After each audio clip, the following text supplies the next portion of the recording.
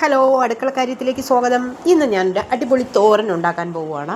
നമ്മൾ സാധാരണ തോരൻ ഉണ്ടാക്കുമ്പോൾ തോരൻ ആദ്യം ഉണ്ടാക്കും. അത് കഴിഞ്ഞിട്ട് നമ്മൾ തേങ്ങയൊക്കെ അരച്ച് അതിൻ്റെ കൂട്ടിടും. അതൊന്നും വേണ്ട. അതിന് വേണ്ടിയിട്ട് ഞാനൊരു ബീട്രൂട്ടും കുറച്ച് ഉള്ളിയും ഒരു പച്ചമുളകും കൂടെ ഒന്ന് അരിഞ്ഞു വെച്ചിട്ടുണ്ട്.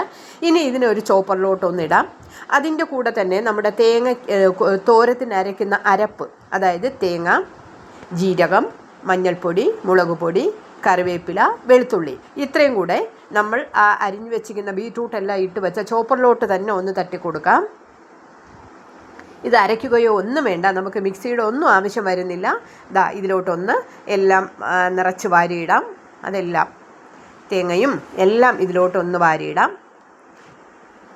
എന്നിട്ട് ഇതൊന്ന് അടച്ചിട്ട് ഒന്ന് ചോപ്പ് ചെയ്തെടുക്കാം. എല്ലാം ഇതിലിട്ടിട്ടുണ്ട്.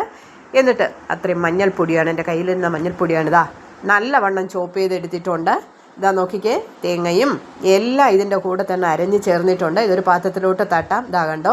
ഇനി സെപ്പറേറ്റ് ഒന്നും ചെയ്യേണ്ട ആവശ്യമില്ല. നമ്മൾ കടുതാളിക്കുക, തോരത്തിന് അങ്ങോട്ട് ഇടുക, നമ്മൾ തോരൻ റെഡിയാക്കി എടുക്കുക. ഇത്രയേ ഉള്ളൂ ജോലി. ഒരു 2 മിനിറ്റ് കൊണ്ട് തന്നെ നമുക്ക് തോരൻ റെഡിയാക്കാൻ പറ്റും. അതിന് വേണ്ടിയിട്ടൊരു പാൻ അടുപ്പി വെച്ചിട്ടുണ്ട്. ഇച്ചിരി വെളിച്ചെണ്ണ ഒഴിച്ചു, അല്പം കടുകിട്ടിട്ടുണ്ട്. ഒരു മുളക് അങ്ങോട്ട് കട്ട് ചെയ്തിടാം. എന്നിട്ട് ഈ തോരൻ അതിലോട്ടൊന്ന് തട്ടാം. കണ്ടോ, അടിപൊളി തോരൻ നമ്മളതിൽ തട്ടിയിട്ടുണ്ട്. ഒരല്പം ഉപ്പ് കൂടെ ചേർക്കാം. ഉപ്പ് വേണമെങ്കിലും അതിൻ്റെ കൂടെ ഇട്ട് നമുക്ക് ചോപ്പ് ചെയ്തെടുക്കാം. ഒരല്പം ഉപ്പ് കൂടെ ഇട്ടിട്ടുണ്ട്. ഇനി ഇതൊന്ന് നല്ലവണ്ണം ഇളക്കി ഒന്ന് അടച്ചിടാം.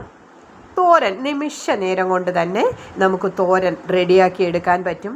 അപ്പം നിങ്ങളും ഇനി തോരൻ വയ്ക്കുമ്പോൾ സമയമില്ല എന്നുണ്ടെങ്കിൽ ഇങ്ങനെയൊക്കെ ചെയ്യുക. നമുക്ക് മിക്സിയുടെ കറണ്ട് ഇല്ല എന്ന് വിചാരിച്ച് നമ്മൾ തോരനൊന്നും വയ്ക്കാതിരിക്കേണ്ട. ഒന്ന് അടച്ചിടാം.